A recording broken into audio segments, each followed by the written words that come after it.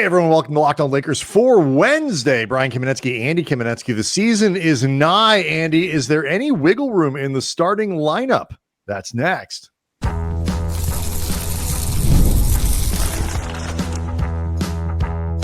You are Locked On Lakers, your daily Los Angeles Lakers podcast, part of the Locked On Podcast Network, your team every day. Thanks to everybody for making Locked On Lakers first listen of every day, Monday through Friday, no matter how or where you get your podcasts. This one's always going to be free, never behind a paywall. And of course, Locked On Lakers on YouTube. We're over 36,000 subscribers are hanging out. They're leaving questions. They're talking to each other. They're talking to us, Andy. This is after maybe they have listened to their subscription on Apple or Spotify if they like the audio version. But right now, Andy, I think a lot of people are talking about the starting five, because of all the questions that the Lakers have going into the season, this one is, perhaps the largest and most intriguing. Who exactly is going to be the fifth starter? I think we can all agree on at least three of them. Well, the three that I think everybody universally agrees with are Luka Dončić, LeBron James, Deandre Ayton, just in terms of positional need. Senior, LeBron James Senior, to be specific. Yes, LeBron James Senior. Thank you. Between, positional need and common sense, I think those three are definitely in pen. Austin Reaves remains something of a controversial starter in the sense that you will always hear, and we hear from them all the time, and I've said before, I can understand the argument for playing Austin off the bench in terms of functionality, positional overlap, juicing the bench, yada, yada, yada, but it's not going to happen. It is not. I would be stunned if it happened. Whether you think it should happen or not, it's not going to happen. We acknowledge this every time just as a PSA because it's us doing our jobs, but it's not going to happen. Again, I can see the argument for it, and I don't think the argument is stupid, but it's not going to happen. So that gets you to the fifth starter, which I think the consensus seems to be it would come down to incumbent starting 3-4 Rui Hachimura, depending on who he's guarding on a particular day, or Marcus Smart, the newcomer who theoretically was brought on board to be, if not a point of attack specialist, certainly an upgrade over point of attack options the Lakers have, which are very few, one of whom I would like to discuss, and we will over the course of the show. But I think it is generally seen as a race between Rui and Smart. Well, yeah. And then, in terms of there's Rui and Smart, and then, I guess the wild card is, and this is, I think, what you're getting at, alternatives. So maybe we'll save alternatives for the next segment. But this conversation to me is really in two parts. It is, what do you think the Lakers are going to do? And what do you think the Lakers should do? And the answers to those two things may not be the same because, as you pointed out, Andy, there are people who would say Austin Reaves shouldn't be a starter. He should come off the bench. The Lakers, I can tell you, disagree. And so their vote counts more than yours. I think they disagree in a combination of they legitimately think Austin Reaves should start on this team, that the team is best served with him starting. And also there is the small p politics of Austin Reaves being in a contract year. I think all signs point towards them wanting to retain Austin, if for no other reason than to have him as a potential trade piece down the road, but also because Austin Reaves, somehow losing Austin Reaves for nothing would be an unqualified disaster. Particularly after all of the past opportunities they've had to trade him and resisted him. Like that would be an unmitigated disaster. There will be teams around the league with cap space. So that is a live danger. So those two factors, I think both the basketball and the small p politics, means Austin will be in the starting lineup. I guess there could be a lesser question about this, but still tangible with Rui, in the sense that, A, you can argue that from a basketball perspective, he could be one of the starters with this team. He plays well with Luka. He's succeeded as a starter with the Lakers. He has typically performed better as a starter than coming off the bench. Mm-hmm. But there is also the fact that Rui is in a contract year, and whether the Lakers want to try to keep Rui around long-term after the season, and are concerned about pissing him off, or they want to play him off the bench without worrying about him leaving, but are worried that being pissed off could hurt his performance. That becomes here's the thing. Most people who are regular listeners to the show know the idea, if you really want to bring Austin Reaves off the bench, I guess you can. The idea that he is not going to play starters minutes and finish games and do all that stuff and play 36 minutes a game, 35 minutes a game, whatever it is fantasy. And so if for some reason you want to move his stuff around, if you think that works better, I guess, but he's going to be on the floor for 3/4 of every game. And that's just how it's going to be. And he should be, because he is one of your best players. Mm-hmm. And as much as I love Rui, whether it's ESPN's ranks, which are trickling out now, and they did the top 50, and Reaves is in there at 60, which basically matches up with what we did at, Locked On. I forget, where did he was in the 50s. 58. The Ringer had him in almost an identical spot. The consensus seems to be that Austin Reaves is basically a top 50 to 60 player in the NBA, which is pretty good. Rui Hachimura does not appear on any of these lists. And, the idea that you're going to lose Rui because he's upset at his, sixth man role or whatever it might be, seventh man, and he's going to go somewhere else.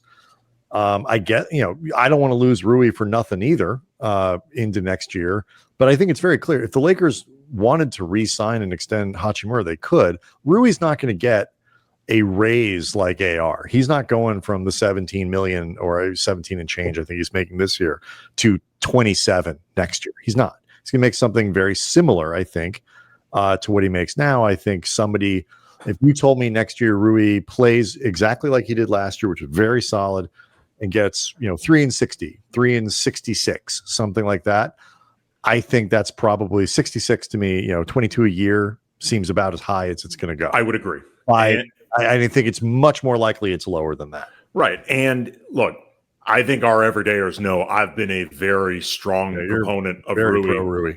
Right, since the moment he arrived. But I've also said I would play him off the bench this coming season.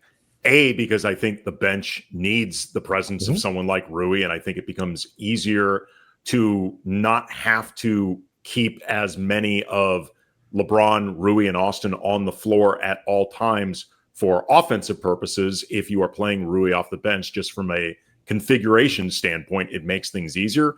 But also, insofar as what the starting lineup needs and lacks, they need somebody who can do the defensive things that Marcus Smart does, even if he's not prime defensive player of the year, Marcus Smart anymore, with guarding point guards, guarding guards and smaller wings. Like, you can make an argument that he is at this stage of his career just as equipped to guard forwards as he is guards. He is still better equipped to do it than anybody currently in the starting lineup. If you include Rui, there is some defensive redundancy between Luka, LeBron, and Rui in terms of the ideal assignments. You can, in some ways, even include Deandre Ayton there, because all of those guys trend towards defending larger guys.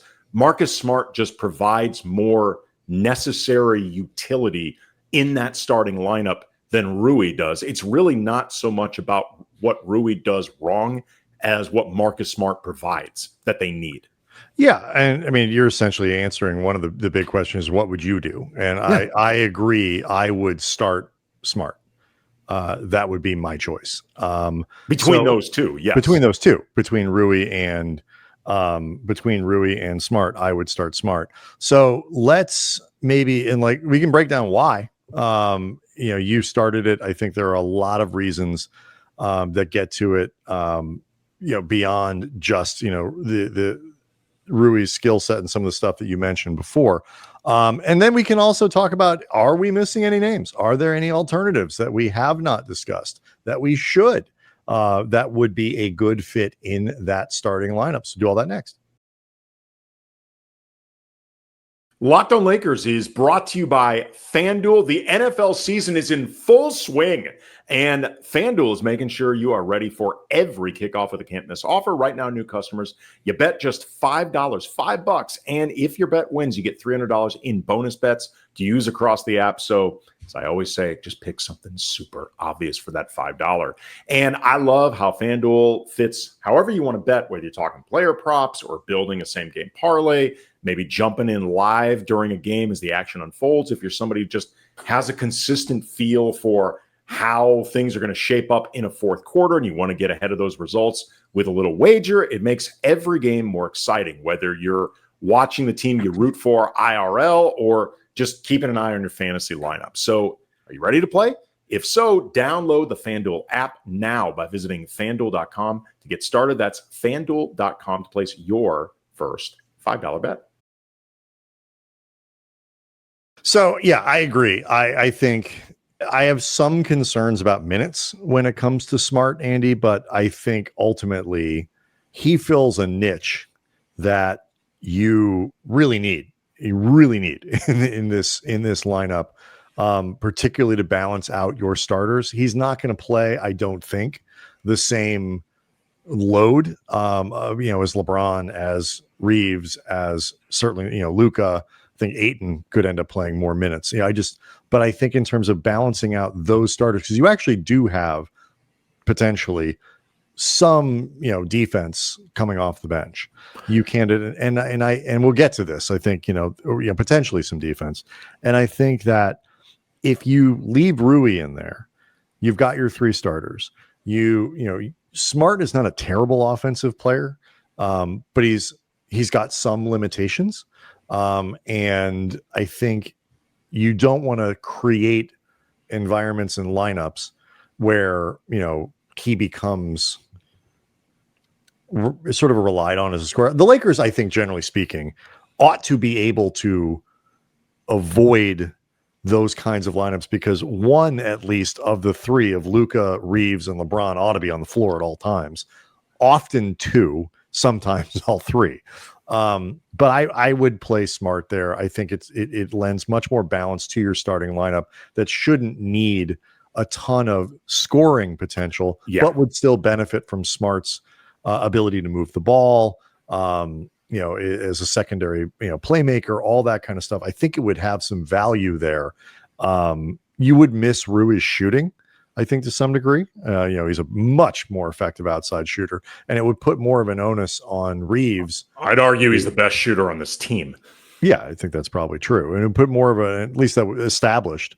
And it puts more of an onus on Reaves to shoot at a higher efficiency, at LeBron to shoot at a higher efficiency, Luka, and things like that. But you ought to be able to get those guys clean looks from anywhere, but Luka to be able to catch and shoot and whatever.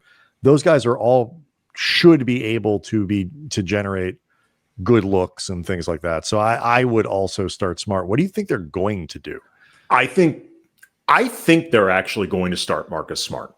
I do, because again, you don't bring him in without looking to at least make that move, mulling it over, like bringing him in for that specific reason. Like Marcus Smart off the bench, particularly with some of the other guys who seem unlikely to start, I think you start getting into a type of lineup where you have too few offensive guys who are coming off the bench. Like I know there will be mixing and matching, but you still need to find some degree of balance between the guys starting and the guys coming off the bench. Otherwise, you get into some of the issues the Lakers had last year, whether you're talking about in the playoffs, where as much as I disagreed with a lot of JJ's distrust of the reserves and certainly how it manifested and how he handled it, JJ's still the coach of this team. So you start having ideas of what he's looking for. Also, even last year, like as much as the Luka and the Banshees lineup was celebrated for a while by JJ until it wasn't, and it became a storyline for this team, there was an awful lot put on Luka offensively in those lineups. And I think when you start looking at potential second units that are heavy on Smart and LaRavia and either Kleba or Jackson Hayes. I wouldn't be shocked if they kept Rui in that lineup. I'd be surprised because I just think for the continuity factor, we all know each other. Although, you know, it's funny though, with the continuity factor, the reality is like Luka has played with these guys for half a season, but it's only about like 20 to 30 games max. Yeah. You know, the continuity with this team is basically LeBron, Austin, and Rui. That's it, because Vando's missed so many games. Gabe Vincent's missed a fair amount of games. Luka's relatively new. Like, there isn't really a ton of continuity. Right. I'm just mean in terms of like, this is the lineup that they ran with at the end of the year, you know, to some degree, obviously adding Ayton to it. But, you know, that's saying there isn't a ton of it. Right. And I think the other thing, and you've brought this point up before, you need to be putting Rui on the floor in situations where you actually can get the most value out of it. I don't deny, like, he would try to fill the role that they would ask him to do. His rebounding actually, or lack thereof, is a little bit less important this year as a starter than it would have been in last year, because with Ayton, you ought to be able to get, you know, 10 rebounds there. Now you have Ayton and you have Luka and you have LeBron. You know, Reaves is not a bad rebounder for his size. Like, you know, they actually have a pretty good amount of rebounding on the floor and can absorb Rui's kind of his flaws there. But his real value is as a scorer, as a shooter, and all that. And Ayton is going to take, 8-10 shots a game, 12 shots a game, you know, some nights or whatever.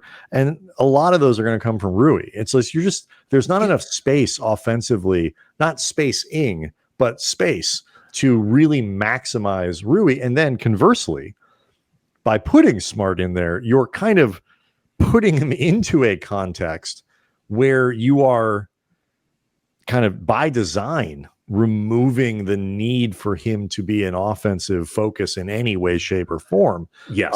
From the equation. A little of Marcus Smart goes a long way when it comes to specifically shooting and scoring. I agree with you. I think as far as moving the ball, helping keep the offensive wheels greased, he'll be very helpful there. And, you know, you want him to provide some scoring, but you also want him to be judicious. Yes. And my concern with Smart is if you play him off the bench, you are giving him a greener light as a scorer, perhaps even out of necessity, that I'm comfortable with. I just think too, like, if things go the way the Lakers want them to go, you would agree they are going to try to finish a lot of games with Marcus Smart on the floor.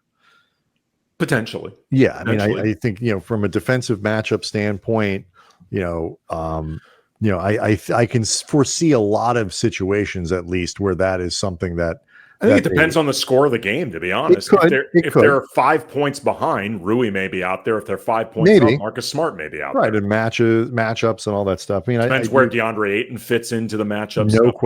No question. But I think broadly, I think they look at him as somebody who could finish games for them. Sure. And fill a role as a primary, point of attack defender. Is that his best? You don't even need to get in the metrics of, like, is that better? Like, it's still better. Like, even if it's a slightly imperfect use of him at this point in his career, still better than what they had and what they have. And so that's a lot of what he's going to end up doing, because you always have, it's not just what's best for the player. It's to some degree, what's the alternative.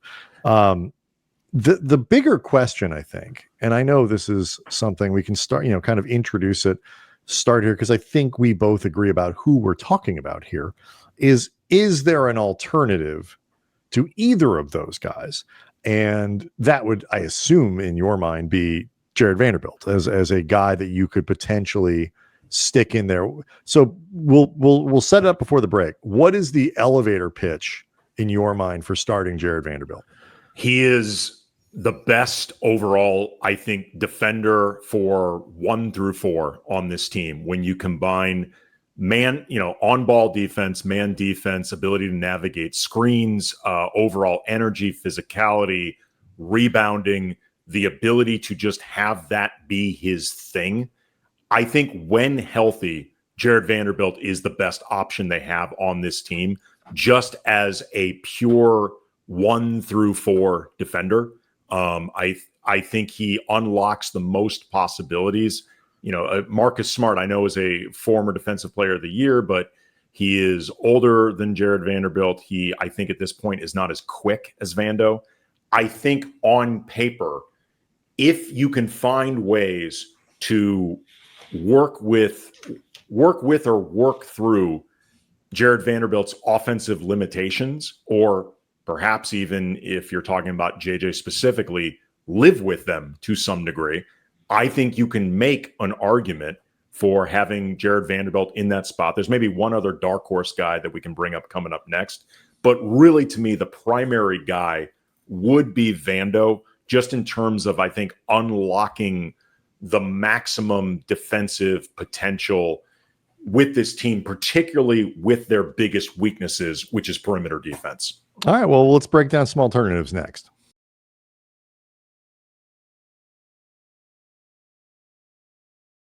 All right, Andy. So I agree. I think Vando is the most logical. Okay, if not either, what if we want to go off the board and neither Smart nor Rui becomes your starter? Who do we go with? I thought about really quick, and this is a very much TBD. I need to see more of him, period. But I could picture a world where Jake LaRavia provides just enough offense and just enough defense where he becomes an option in that fifth spot. I'm not banking on it. You're trying to replicate Rui's contributions, but down a position, right, a position that is more appropriate, right, with an real small forward versus Rui, who is really more a power forward who has to play small forward. Again, I am not banking on this happening, and I need to see more of LaRavia in those assignments, as opposed to, obviously we've both seen Jake LaRavia play, but we've never paid super close attention to it because we haven't needed to, and he's played rather anonymously for teams that haven't mattered a whole lot. I never had a role like that. And I need to see more of it than just some of the defensive metrics that I've seen, or, clips or whatever that show a little bit of promise. Again, I'm not banking on it. I'm just picturing a world where it's not impossible. It's a type. You're looking at a type. But Vando, to me, is the most logical candidate if you are really looking to specifically address the most glaring needs for the starting lineup, defensively, and also with some of the rebounding. I think, to me, what's fascinating about Vanderbilt, to me, is, I don't want to say is the most interesting guy on the team, but in terms of I think he's a really interesting guy on this team. That's where I was kind of going. But like, when you think about sort of dudes where you just don't know, where the upside is there, and like the potential for impact is really there, and to fill a need and to fill a hole, but you're really just not entirely sure what it is that you're getting, and the impact that it could have on how good the Lakers are, at least through the regular season. And folks, the regular season matters. Like, I understand Vanderbilt's going to have some limitations. It's a big part of your rotation, and you have to change that in the playoffs. The 82 games that get you there make a difference. It is a very important year for Jared Vanderbilt from a basketball standpoint, in terms of sort of rehabbing, I think, his image around the league. He has not been healthy. And this year is reportedly as healthy as he's been in a long time. And so for me, it's sort of hard to know what you're going to get. Like, the idealized version of Vanderbilt actually does make some sense as a starter with this group, almost for exactly the same reasons that you would start Marcus Smart. And it's not because, both of those guys have some offensive limitations, but like, if Vando's working on his 3-pointer, Vando's working on his finishing, like, if he were a passable offensive player, I heard, Darius and Pete talking about this on their pod. It's not just that he's not a good 3-point shooter. We've talked at length about his inability to finish, but he's like not good in the middle either. Like, there is nowhere on the floor where Vanderbilt is even an average offensive player. If he was average, where you could take advantage of his leaping ability or his cutting, or the fact that literally nobody on the other team pays attention to him, it would make a difference. But he is so bad right now on that side. He has to be incredibly good defensively to support it. And the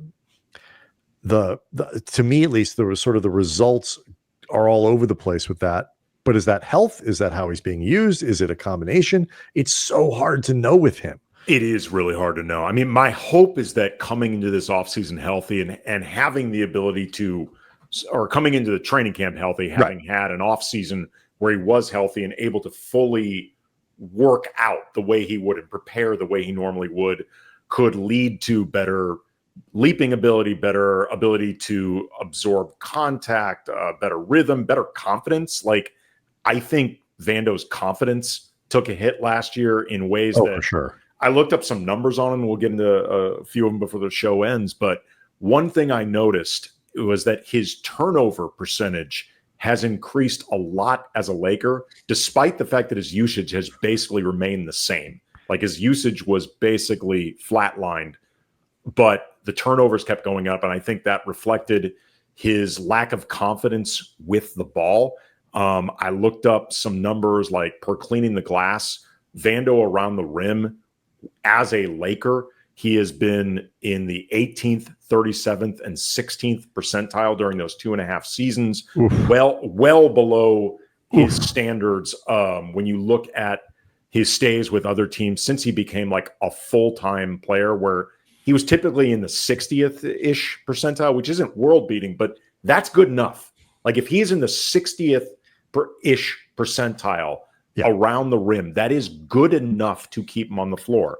Like, from 0 to 3 feet per Basketball Reference, as a Laker, he is 67%. For his career, 71%. In Utah, 76%. Minnesota, 71%. Last year, he was 83% on dunks. Like, and he has typically been in the 9. Like, that is most simply, people are 90 to 100. Like, he's just that's simply not acceptable. He has gotten worse. But here's I think it's fair to say, the total package for him as an offensive player, he has gotten worse. But here's, though, what from last year provides me some degree of optimism that if Vando does his part to improve, like, some of this is without question on Vando, but I think also JJ, a willingness to live through some imperfections. And, you know, I've talked ad nauseum about how I think JJ cut off his own options badly during the playoffs, in very large part because he became too unwilling to live with imperfections beyond the guys that he just explicitly trusted. Last year, via a bunch of different metrics, the offense was actually better on the floor with Vando, or was better with Vando on the floor than with him off. And I suspect that is in large part because of the plays that came from Vando as a defensive playmaker, and like the opportunities the Lakers got through his disruption and his ability to create possessions through his defense. And he was not a negative. No, you know, he didn't play a lot, and you know, I think there was a lot of variance, and of course there was some that came in garbage time, so it's hard to measure. But like, of course, overall, you know. But that's what I think is interesting about it. And again, what gives me some optimism, whether as a starter or just as a part of the rotation, it can work. And there are ways that beyond his own offensive utility, he can find ways to help the overall offense. But again, it's going to come through some, frankly, a lot of improvement on his end. And I think also just some creativity and trust from JJ. Yeah, and the problem, here's where I think it gets tricky too, is because I think everybody loves, not everybody, people who are on Team Vando are on Team Vando for obvious reasons. He works really hard. He is, you know, seems like a really good presence. Like, he's a good dude. Energy can change games. Right. He comes in, he, you know, has like a certain, you know, whether you know, energy, but, you know, potential skill set or something like that, that is very appealing. And, you know, when he is on, like, there's certain guys, like, you can't unless you're like a basketball coach, you can't always see the impact. Like you can, Vando is very tangible when he's making an impact. Like you can see it, you can feel it. And I think that matters for the players on the floor, but he's not good enough that you, like you say, like you don't want to start having to change too much of what you're doing with other players and lineups and coverages and all that because you are trying to accommodate Jared Vanderbilt. Of course. And so that's, I think, what gets tricky. Like we're going to maximize what he does best, but that would potentially or could potentially come at doing things that are less advantageous for players who are frankly better than he is. Sure. What happens to Vanderbilt this year is one of those, and roll your eyes at the term, because it is no question cliche. It is absolutely one of the true X factors for the Lakers this year, and it's a real X factor because it's like you really don't know. Like it is not one of these things where sometimes you know this guy's an X factor, really, but you kind of know what you're going to get. Like Rui, people a lot of times in the playoff series will talk about Rui or over the course of a season, like Rui is an X factor, but like he's not, in the sense that he's actually pretty steady and relatively predictable. And maybe if he plays over his head a little bit for a week or two, you get it. Like I cannot tell you with any confidence what the Lakers are going to get from Vanderbilt this year. And if the answer is in like the top 15% of potential outcomes, it really does drastically change the Lakers rotation. Here's what I would say is sort of because I think both Rui and Vando can very logically be described as X factors. I think the difference is with Rui, when Rui is really on or like playing at the top of his game, he provides dimensions that a lot of other teams can't match, just like in terms of their sheer firepower.